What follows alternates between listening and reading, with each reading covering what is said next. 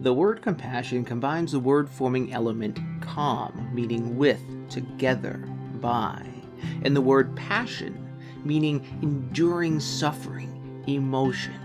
In this way, the word compassion literally means with passion, with suffering, with enduring emotion. And today we generally use the word compassion to refer to the heartfelt concern felt for the suffering or misfortune of others. Without compassion, we become apathetic to the needs of others, discouraged from forming meaningful connections.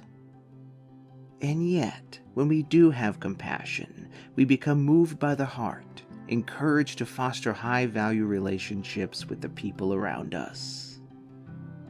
The question becomes, how are you being moved with compassion in your life?